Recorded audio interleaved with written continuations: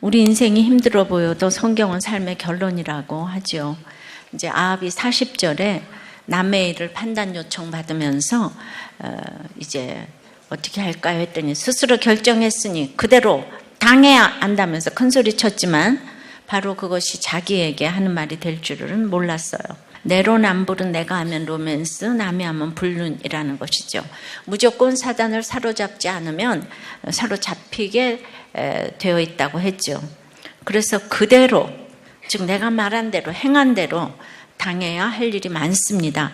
왜 그대로 당할 일이 많을까요? 첫째로 치열한 훈련이 몸에 익지 않았기 때문이에요. 치열한 훈련이 몸에 익지 않았기 때문이에요. 22절입니다. 그 선지자가 이스라엘 왕에게 나와 이르되 왕은 가서 힘을 기르고 왕께서 행할 일을 알고 준비하소서. 해가 바뀌면 아람 왕이 왕을 치러 오리이다 하니라. 베나닥과 1차 전쟁에서 지난주에 그 대승을 거둔 것은 진짜 실력이 있어서 이긴 싸움이 아니잖아요. 그러기에 선지자는 이 왕에게 이제 자기 말이 아니고 하나님의 말씀을 내가 전하는데 명령형 동사로 너는 가라, 힘을 기르라, 깨달아라, 살피라 강력하게 지금 전했어요. 성도는 사단이 언제 어떤 방법으로 공격을 하든지 막아낼 수 있는 준비를 갖춰야 합니다.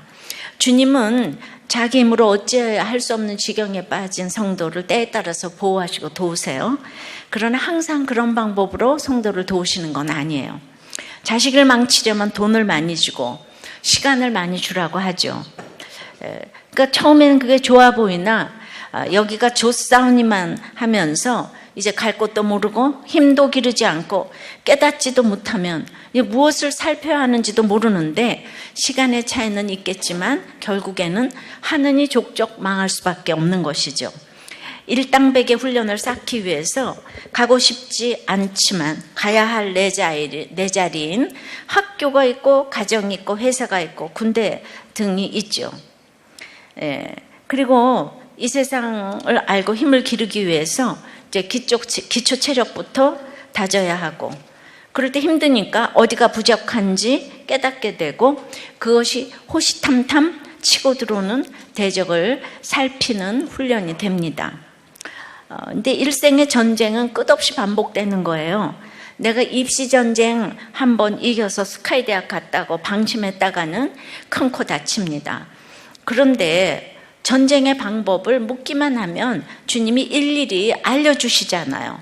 그러니까 1차 전쟁 때도 아합의 그 신랄 만한 믿음을 보시고 구체적으로 청년들을 먼저 보내고 선봉은 아합 왕이 서라고 하셨어요. 그런데 아합은 이제 선봉을 서지도 않았지만은 하나님은 긍휼히 여기셔서 대승을 하게 하셨어요. 저도 제가 전하는 예수님 때문에 제가 연약함에도 불구하고 아껴보아 이게 멸하지 않으신 것들이 얼마나 많은지 모릅니다.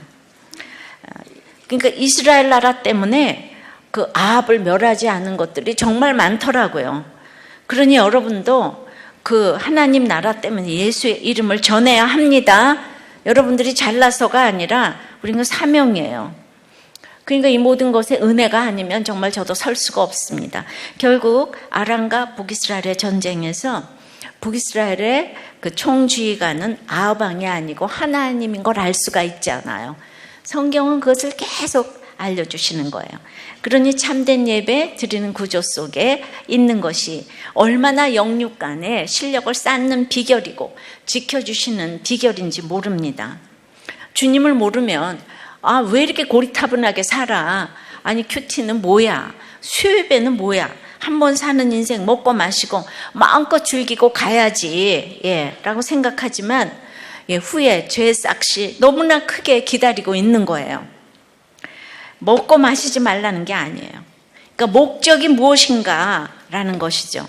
참으로 인생이 죄인이라서 겉으로 보기에 모범생이고 열심히 살았어도 죄 많은 곳에 은혜가 넘친다고 하셨는데 죄를 모르는 사람은 그것이 가장 큰 죄이기에 죄의 기록부는 다 거기서 거기 똑같습니다. 다만 죄에 대한 체감 온도가 좀 다르죠. 그것을 믿음의 분량이라고 이제 합니다. 우리 그리스도인들은 세상이 비록 험하고 주변의 대적의 그 공격이 극심하더라도 우리 인생의 총지휘관 되시는 하나님만을 의지하고 살아야 하는 것을 이제 치열하게 훈련을 해야 몸이 기억을 합니다. 그래서 그 당시 바알에게 무릎 꿇지 않은 7,000명을 남겨두셨다고 하셨는데 엘리야 외에도 이렇게 선지자가 있었던 것을 알 수 있죠. 그러니까 치열하게 훈련하신 무명의 할머니, 할아버지, 아버지, 어머니, 목사님, 선교사님, 사장님, 회사원 등 지금도 진짜 천국의 실력자들은 숨어 있을 수 있다는 거예요. 엘리야 하나만 유명하잖아요. 그죠? 예. 적용해 보세요. 너는 가라, 힘을 기르라, 깨달아라, 살피라 중에 지금 어디 계세요? 그래서 무엇을 잘하고 무엇을 못합니까? 그러기 위한 여러분의 예배는 치열하게 훈련이 돼서 몸이 막 기억을 합니까? 수요일날 막 저절로 버스를 막 타러 나옵니까? 예배 가야 돼서. 직장에서도 몸이 막 그냥 기억을 해가지고 몇 번 버스를 딱 타고 그렇게 오십니까? 이게 그냥 밥 먹으면 기억이 돼서 몸이 기억을 해야 돼요. 지난주 나눔이에요.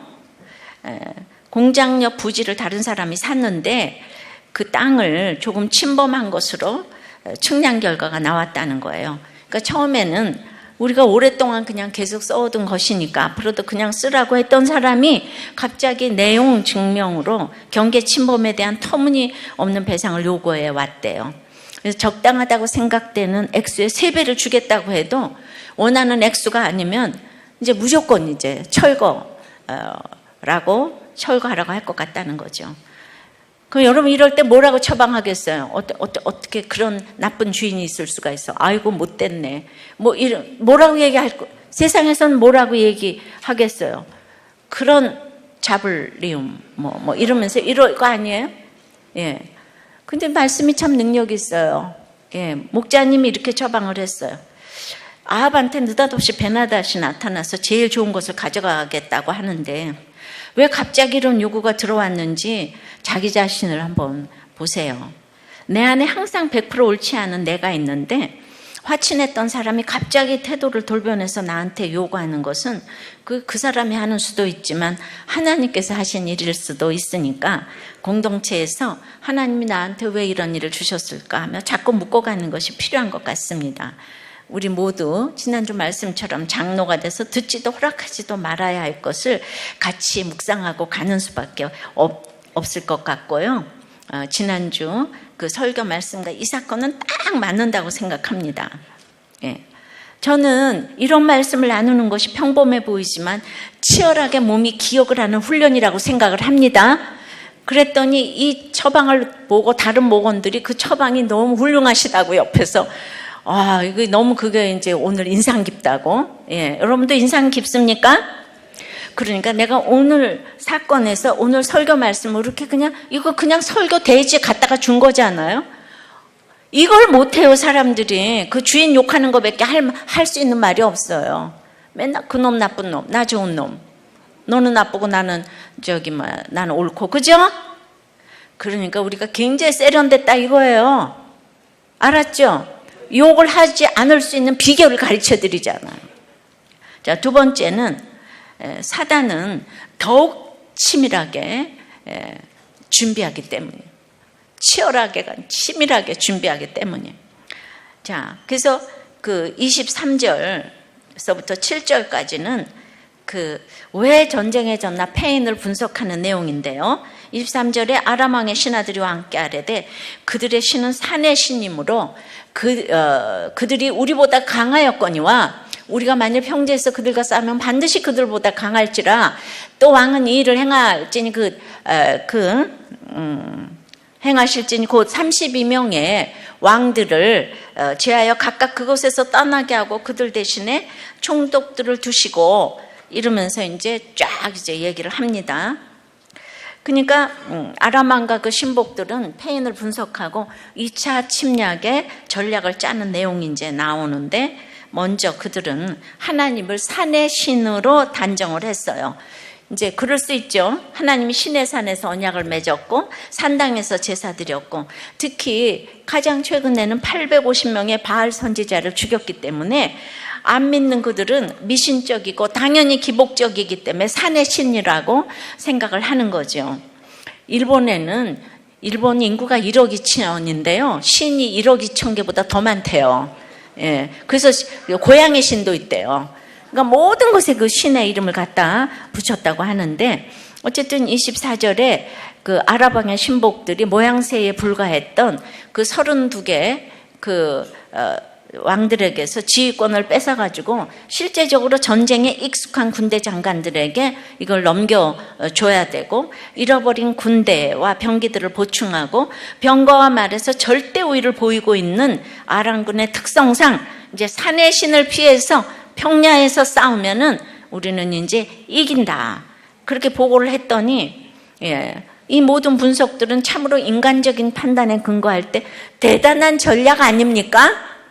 베나닷은 이를 그대로 받아들여가지고 2차 침공을 수행했지요. 여기에 비해 이스라엘은 그냥 초라하기 짝이 없는 두 무리의 적은 염소떼와 같았다고 지금 이렇게 나오고 있습니다.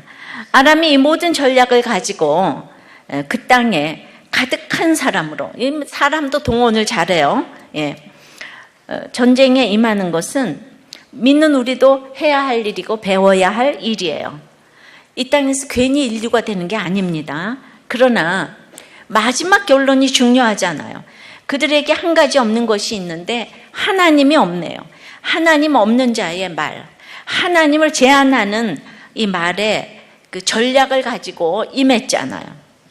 아마도 하나님 없는 고위 광료들이 머리를 맞대고 회의를 하는 것이 이런 것이 아닐까 싶습니다.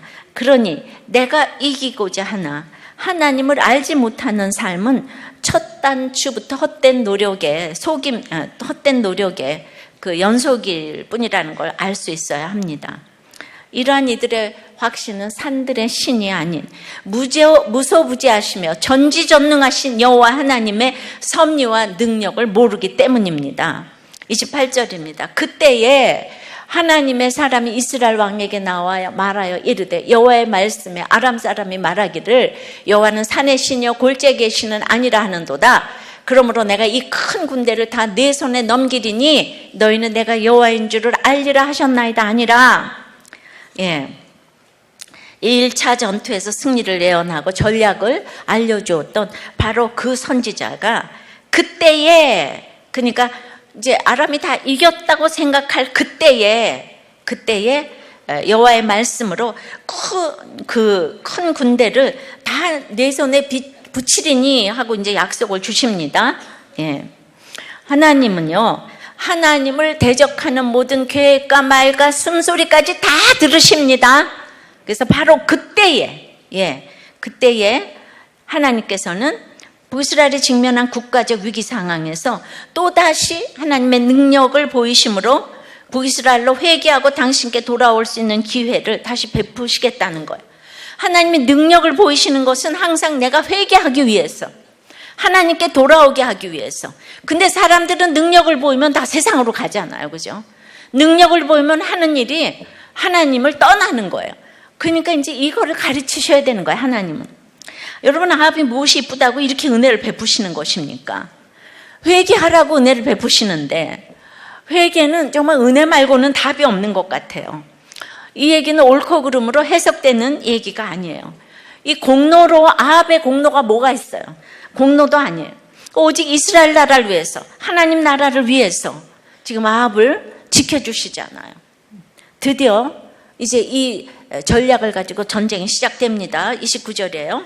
진영이 서로 대치한 지 7일이라 일곱째 날에 접전하여 이스라엘 자손이 하루에 아람 보병 10만 명을 죽이며 하나님께서 이기게 하신다고 했지만 그럼에도 또 7일 동안 기다리게 하시잖아요. 숨 막히는 순간이었을 거예요.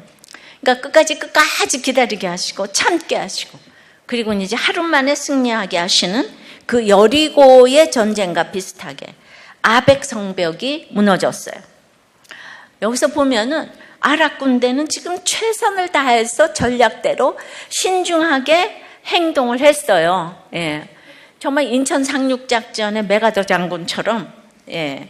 그렇지만은 그거는 완전히 조류와 밀물과 썰물과 이런 거를 통해서 하나님이 하게 하셨지, 그 메가더가 잘나서가 아니거든요. 이 전쟁에서 이렇게 아람이 완벽한 전략을 짰는데 이 전쟁에서 이스라엘군이 승리한 것은 오직 하나님 역사 때문이라는 것을 또 보여주시잖아요. 그죠? 성경은 그냥 이 연속이에요. 하나님만이 하셨다. 근데 30절에 그 남은 자는 아벡으로 도망하여 성읍으로 들어갔더니 그 성벽이 그 남은 자 27,000명 위에 무너지고 베나닷은 도망하여 성읍에 이르러 골방으로 들어가니라. 여기서 중요한 거, 이 베나닷이 성벽이 무너지는 와중에도 10만 명이 죽은 와중에도 또 살아남았대요. 예. 그러니까 무조건 사로잡아야 할 사단의 괴수가 얼마나 끈질긴가를 보여주는 거죠. 그 전투할 때 한 사람 죽이는 거, 한 사람 살리는 거, 한 사람 아담이 범죄해서 우리 다 범죄가 들었고, 한 사람 예수 그리스도가 순종해서 우리가 다 의의 자녀가 되었잖아요. 항상 한 사람이 중요해요.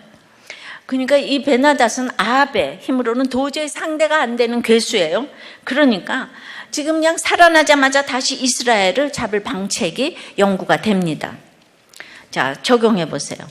지금 당하는 사건에서 여러분의 전략은 하나님의 지혜입니까? 인간적인 책략입니까? 하나님의 지혜로 이 사건을 생각하기 위해서 인간적인 꾀를 계속 내고, 이거 그냥 군병을 갖다가 쏟아붓고 뭐하고 말가 이거를 해가지고 이럽니까? 세 번째는 그대로 당하는 거는 공의와 그릇된 긍휼을 분별하지 못하기 때문이에요. 공의와 그릇된 긍휼, 분별하지 못합니다. 31절부터입니다. 그의 신하들이 그에게 말하되 우리가 들은즉 이스라엘 집의 왕들은 인자한 왕이라 하니 만일 우리가 굵은 배로 허리를 동이고 테두리를 머리에 쓰고 이스라엘의 왕에게로 나아가면 그가 혹시 왕의 생명을 살리리이다 하고, 그들이 굵은 배로 허리를 동이고 테두리를 머리에 쓰고 이스라엘 왕에게 이르되 왕의 종 베나닷이 청하기를 내 생명을 살려주옵소서 하더이다. 아합이 이르되 그가 아직도 살아있느냐? 그는 내 형제이니라. 돌아버려. 정말 우리의 자녀들이 이러지 않을까요? 우리가 이거 뭐가 딱 생각납니까? 기본 생각나지 않아요? 지금 머리에 막 테두리를 쓰고 그냥 동정을 유발하면서 살려달라고 갔잖아요. 그러니까 여기에서 딱 살려줬잖아. 인자는 히브리어의 그 유명한 헤세드, 자비, 또 언약에 대한 신실함. 근데 여기 속이는 게 분명한 것이, 과거 북이스라엘과의 동맹을 파기했던 아람이 무슨 언약의 신실함 이런 단어를 쓰는 건 어불성설이죠. 그 사람들은 헤세드를 입에 올릴 그 자격이 안 돼요. 근데 목숨을 구걸하면서 아합을 막 헤세드한 왕이라고 하면서 인자다고 속이면서 이렇게 이 말에 아합은 말이에요. 그냥 어리석잖아. 속아 넘어가가지고 그에게 언약적인 헤세드를 베풀고 있는 거예요. 자비를. 그러나 아합의 이런 헤세드는 북이스라엘로 승리하게 해주신 하나님의 자비 헤세드를 완전히 짓밟는 것이죠. 하나님의 자비로운 행하심 헤세드를 인정한다면 하나님과의 언약을 신실하게 지켜서 베나닷 사단을 완전히 마땅히 죽여야 했죠. 인간적이니까 어떻게 죽여? 이러는 거예요. 그러나 욕심 많은 아합은 치밀한 사단에게 이렇게 틈만 나면 넘어가는 거예요. 헤세드 한마디에 그냥 이 언약, 제가 기독교적인 용어를 쓰네. 헤세드, 언약을 아는 것 같아서 넘어갔어요. 이렇게 한마디에 속아 넘어갈 때가 얼마나 많은지요. 우리도 그냥 어디 선보러 나갔는데 큐티한다 그러고 큐티인 쓴다 그러면 어머나 드디어 내가 신교제의 대상을 만났어. 이렇게 속아 넘어가고 싶죠, 그죠? 저도 말씀 묵상하니까 큐티한다고 하면, 큐티인 쓴다고 하면 제가 그냥 딱 그 한마디에 넘어가는 게 있어요. 속여먹기 너무 쉬워요. 안 그래요, 여러분? 시장 갔는데 큐티인 한다 그러면 어머나 집사님은 진짜 같아. 그렇게 얘기할 거 아니에요. 그죠? 전적으로 하나님 때문에 이길 싸움인데 또 이겨야만 하는 싸움인데 하나님이 베나닷을 아합의 손에 붙였는데 욕심으로 이 기회를 놓쳐버리는 아합을 보게 됩니다. 하나님을 모르니 인간을 몰라가지고 사람 분별이 안 됩니다. 아합은 죄인됨을 모르기 때문에 자기 자신을 냉철하게 볼 수가 없어요. 그러니까 자기 자신이 이렇게 죄인인데 인자하신 헤세드라고 당신은 인정이 많으신, 그러니까 그냥 금세 우쭐해져가지고 베나닷을 나의 형제요 이렇게 얘기를 하는 거예요. 아합이 형제라고 하니까 베나닷도 그 말을 처리하지 못하도록 얼른 받아서 바로 확증하려고 저도 왕의 형제라고, 그거를 이제 급히 이것을 이제 확증했다는 이런 뜻이 있어요. 그러니까 우리가 뭐 할 때 그거 처리하지 못하도록 빨리 그냥 문서로 받아두라고 지금 그러지 않아요, 그죠? 이건 서명이 중요해요. 지금 이런 뜻인 거예요. 사탄은 이것을 틈으로 보는 거예요. 헬세드 한마디로 틈을 보였기 때문에 징조로 여겼기 때문에 파고드는 거예요. 말 한마디 행동 하나에 사단은 파고들어요. 항상 문제는 내가 틈을 보였기 때문이에요. 그러니까 이 잘못된 긍휼로 불신 세상을 형제처럼 사랑하는 거예요. 아합의 가치관이 아직 거기밖에 안 되는 거예요. 여러분, 긍휼과 자비는 성도의 도리고 미덕이죠. 그러나 하나님의 공의를 거스리는 이 잘못된 긍휼, 이건 나쁜 긍휼이에요. 이건 범죄요 긍휼이 아닙니다. 그러니까 정말 우리 세상 사람에게 또 외인에게는 회개를 촉구하고 공의로운 심판을 선포하는 것이 이제 또 우리 믿는 사람들에게도 이 공의로운 심판을 선포하는 것이 죄인을 향한 긍휼이고 자비임을 알아야 합니다. 동성애는 죄라고 얘기해 주는 것이 동성애자들을 향한 최고의 사랑인 것을 아시겠습니까? 근데 우리들 교회는 동성애자들이 와서 주님을 만나고 또 고백을 하고 분리해서 판교와 휘문에서 목자를 하면서 승리하신 분도 여럿 있고요. 청년부에서 동성애를 오픈한 자매와 결혼한 현직 사역자도 있어요. 죄인 줄 알면서도 아직 매듭이 지어지지 않아서 안타까워하는 지체도 여럿 있어요. 그러나 이 모든 사람들이 죄가 아니라고 항변하는 사람은 한 사람도 없어요. 이것이 복음의 능력이에요. 그래서 제가 수많은 죄를 우리가 오픈하지만 동성애가 가장 끊기 힘들다는 것도 경험을 이제 합니다. 그래서 안타까운 것이죠. 자, 34절. 베나닷이 왕께 이르되 내 아버지께서 당신의 아버지에게서 빼앗은 모든 성읍을 내가 돌려보내리이다. 또 내 아버지께서 사마리아에서 만든 것 같이 당신도 다메섹에서 당신을 위하여 거리를 만드소서. 아합이 이르되 내가 이 조약으로 인해 당신을 놓으리라 하고 이에 더불어 조약을 맺고 그를 놓았더라. 이제 이전에 베나닷 1세가 사마리아가 자기를 위하여 거리를 만든 것처럼 아합도 아람의 다메섹 거리에 아합 거리를 만들어 주겠다고. 그러니까 이게 어떤 무역에 대한 협정을 지금 얘기를 하는 거죠. 32개국 그 연합에 총 두목 이렇게 나오니까 아합이, 어리석은 아합이 얼마나 속기가 쉬웠겠어요. 그러니까 자기 자신을 아는 것이 제일 어려운 것인데 겸손해야 자기 자신을 아는데 이게 겸손한 것이 또 인간의 마음대로 되는 거 아니죠. 그릇된 긍휼은 하나님께 묻지 않을 때 나오는 거예요. 그러니까 조금이라도 전쟁에서 지는 것 같으면 묻다가 이기기만 하면은 자기 생각이 나오는 거예요, 아합한테. 그러니까 여러분들한테 잘 사는 게 꼭 축복이 아닌 거예요. 힘들 때는 와서 공동체에 나오다가 조금 되면은 안 나오는 거예요. 그래서 이렇게 이긴 것 같으니까 자기 마음대로 생각해서 교만하게 조약을 맺고 놓아준 거죠. 하나님께서 이스라엘과 맺으신 언약을 기억하사 불쌍히 여기시고 당신의 선지자를 보내서 구원의 메시지를 전하시고 말씀 그대로 승리하게 하셨어요. 그런데 바로 아합은 하나님 나라의 전쟁 규칙에 따라 마땅히 죽여야 할 사단의 왕 베나닥과 오히려 언약을 맺고 그를 살려보내줌으로써 하나님과의 언약을 정면으로 깨트렸음을 보이는 거예요. 이거는 막대한 지금 경제적인 이권, 그게 얼마 가지도 않는 건데 이권과 관련이 되어서 주의 언약을 세상 재물과 바꿨어요.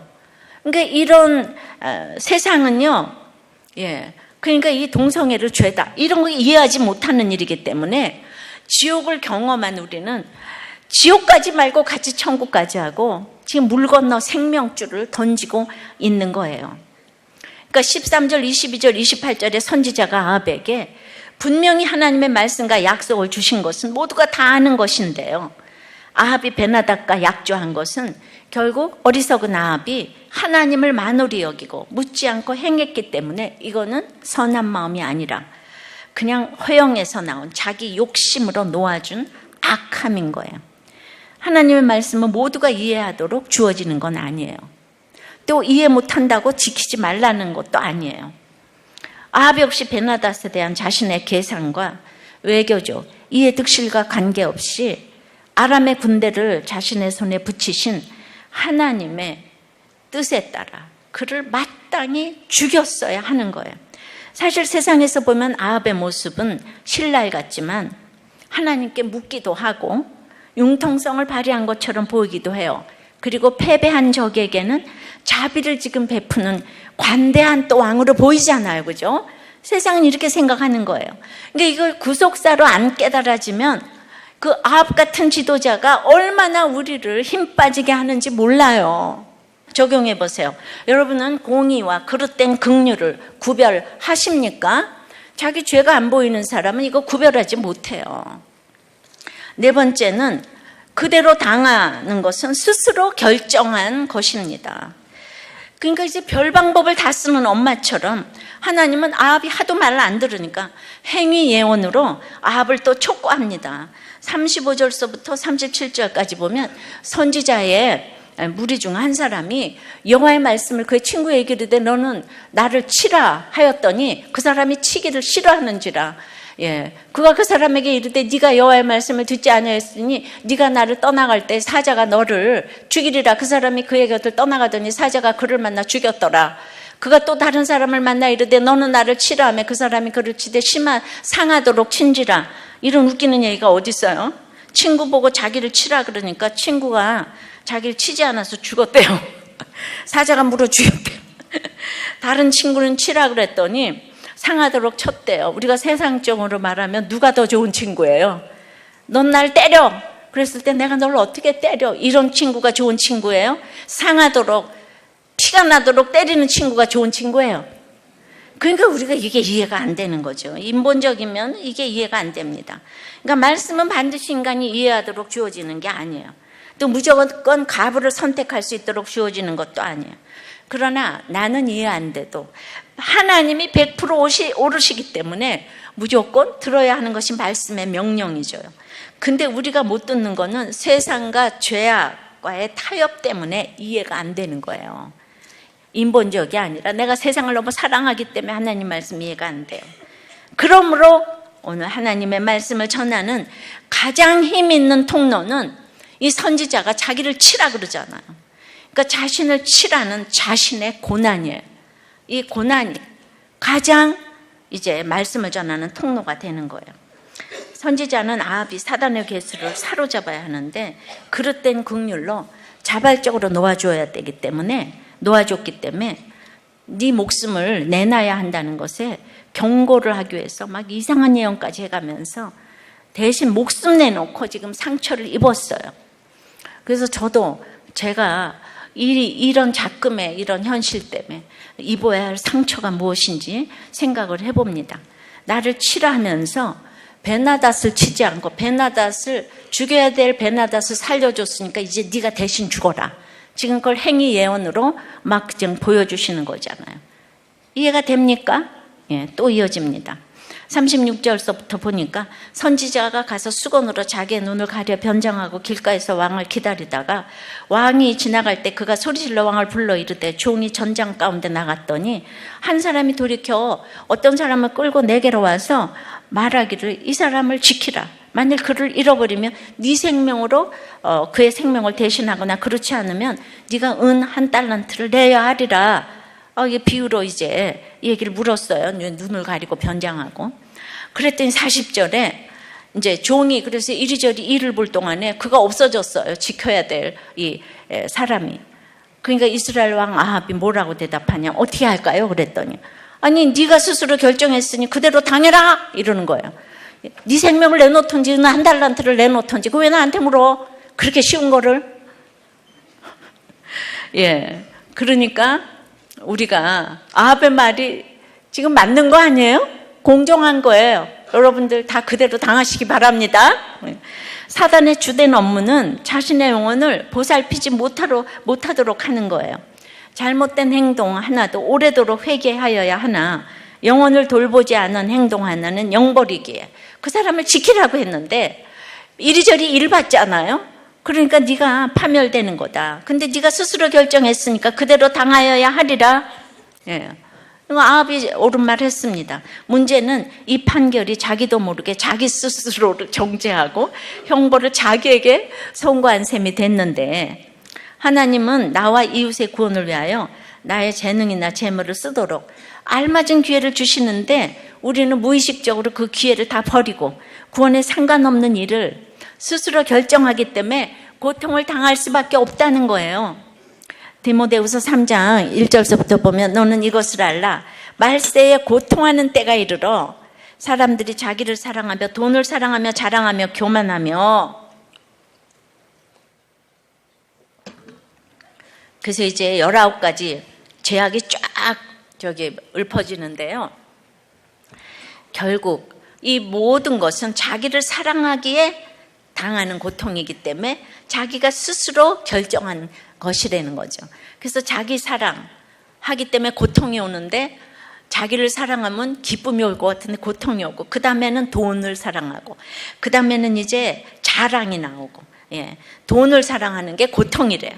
그러면서 모든 스펙을 쌓아놨는데 그게 자랑이 고통이래요. 그러니까 교만하잖아요. 그게 고통이래요. 그래서 비방한대요. 부모를 거역하며 감사치 아니하며 거룩지 아니하며 무정한 이게 다 고통으로 이어져 가는 거라는 거죠. 그러니까 결국은 그 이리저리 일 볼 동안에 내가 지켜야 될 사람이 없어졌다고 했는데 인생이 짧게 구원 때문에 세월을 아껴야 되는 거예요.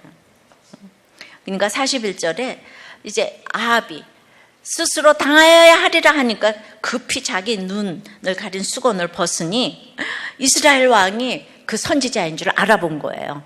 그 자기한테 늘 말을 해주던. 그러니까 자기 입으로 얘기가 나왔는데 이거 33절에서 아까 그 아합이 베나닷 보고 나의 형제라고 그랬더니 베나닷도 얼른 당신도 내 형제다. 그거는 막 조약적인 언약적인 의미가 있다고 그랬습니다. 근데 여기도 급히 자기의 눈을 벗으나 이제 그 베나닷에 대한 처리를 돌이킬 수 없는 것처럼 아합에 대한 심판도 돌이킬 수 없다는 의미가 있어요. 지금 이제 언어를 보면. 그러니까 급히 내가 뭐 다 결정을 했는데 한번 그러니까 계약서에 사인을 하면 돌이킬 수 없잖아요. 그러니까 아합도 이제 자기도 이제 죽어야 되는 거죠. 그러니까 42절에 그가 왕께 아뢰되 여호와의 말씀이 이제 내가 멸하기로 작정한 사람을 네 손으로 놓았은즉 네 목숨은 그의 목숨을 대신하고 네 백성은 그의 백성을 대신하리라 하셨나이다. 아합은 이 같은 행위를 통해 잠깐은 이익을 봤을지 모르겠지만은 베나닷 대신에 자기가 심판의 자리로 가게 된 거죠. 그러니까 결국은 사망 선고를 받은 거죠. 그럼 우리가 사형 선고를 받았을 때 여러분 어떻게 해야 돼요? 예? 이제 43절에 이스라엘 왕이 근심하고 답답하여 그의 왕궁으로 돌아가려고 사마리아에 이르니라. 근심하고 답답했다. 이 지경이 왔는데도 아합이 회개가 안 돼요. 근심하고 답답한 것은 이제 원문은 근심하고는 기분이 나쁘고 노하고 답답하여는 화난 격분한이란 그러니까 분노 조절 장애가 이 사람이 있는 거예요. 선지자의 무서운 형벌의 경고를 듣고도 이렇게 근심하고 답답했어요. 예. 내 삶의 결론이라는 거 인정해야 되는데 사형 선고를 받고도 근심하고 답답한 거예요. 하나님께 나아가기보다는 그래서 사마리아 궁으로 돌아가려고 했어요. 우리가 당장 죽는데 지금 사마리아 궁으로 돌아갈 시간이 어디 있어요? 사마리아 궁에는 누가 있지요? 이세벨이 있죠. 그러니까 그곳에 이세벨이 있으니까 나를 가면 도와줄 거야 이러면서 이제 이세벨 찾아서 이제 떠납니다. 문제 해결을 위해 가면 안 될 곳을 우리도 가는 것은 없을까요? 예를 들어 남편과 싸웠다면 시댁으로 피난 가는 게 옳은 거고, 아내와 싸웠다면 장모님 댁으로 가는 게 옳은 거예요. 근데 이럴 때 자기가 좋아하는 친정으로 가면 이세벨에게 가는 거예요. 항상 이세벨은 해결사였기 때문에 이 일도 다 해결해 줄 거야 하면서 그의 왕궁으로 간 것 같아요. 과연 21장부터 이세벨은 해결사예요. 나봇의 포도원을 다 해결해 주고 있어요. 육적 해결사가 내 옆에 있으면 하나님께로 가기가 어려워요. 해결사, 부모, 자녀, 형제, 부하가 있으면 영적 해결을 딱 막는 거예요. 모두가 해결을 해주는데 내가 띵크할 일이 뭐가 있겠어요? 홀로서기 해야 되는데 가진 부모들은 그것이 어려워요. 예, 오늘 간증한 우리 고집사님은 아버지가 안 돌봐줬기 때문에 주님을 만난 거예요. 부자 아버지가 절대로 안 돌봐주니까, 예, 10,000원도 안 주니까 지금 애가 초등학교 가게 됐는데, 예, 아합은 마지막 사형 선고를 받았는데도 회개가 안 되는 거예요. 똑같이 슬프고, 예, 그래도 거룩한 회개는 하나님이 시키지 않으면 안 되는 거예요. 그걸 봤을 때 제 남편의 회개는 정말 기적이라는 생각이 듭니다. 적용해 보세요. 지금 당하는 것이 스스로 결정한 나의 결론이라는 것이 인정이 됩니까? 아니면 아직도 근심하고 답답합니까? 그래서 누구를 찾아가고자 합니까? 치열한 나눔을 들려드리겠어요?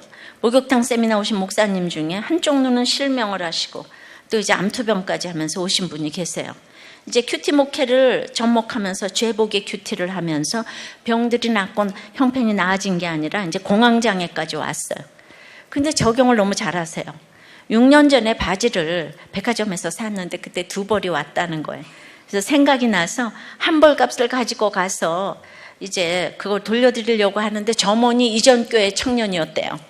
너무 망설여졌지만은 그런데 가서 얘기하고 값을 놓고 왔는데 이런 적용을 교회에서 하니까 성도가 죄 보라는 얘기 그만하라고 하면서 교회를 떠났다는 거예요.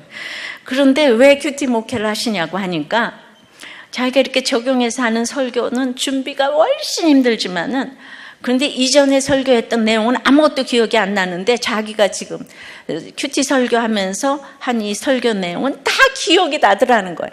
말씀이 기억이 나는 거, 이것이 치열한 정말 훈련이라고 생각해요. 사모도 첫날 목욕탕 세미나 와서 듣다가 가려고 했지만 다시 생각해 보니까 큐티가 다른 게 아니고 복음 그 자체고 십자가에 도라는 것이 깨달아져서 이제 남편과 같이 서로 설득하면서 왔다는 거예요. 저는 이런 교회가 전국에 세워져야 한다고 생각합니다. 주님이 도와주셔야 돼요. 또 목욕탕 세미나 오신 또 다른 목사님은 자기 딸이 결혼하고 나서 힘들었는데 그냥 우리들 교회 부목사님들의 설교를 들려줬대요.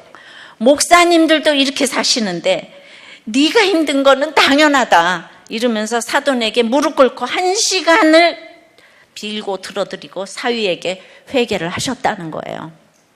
다들 치열한 훈련을 하시며 이게 몸에 익히시는 것 같아요. 이런 분들은 그대로 당하라고 해도 아멘 할 것 같아요. 내 삶의 결론이니까. 이분이 큐티 책을 100권을 사세요.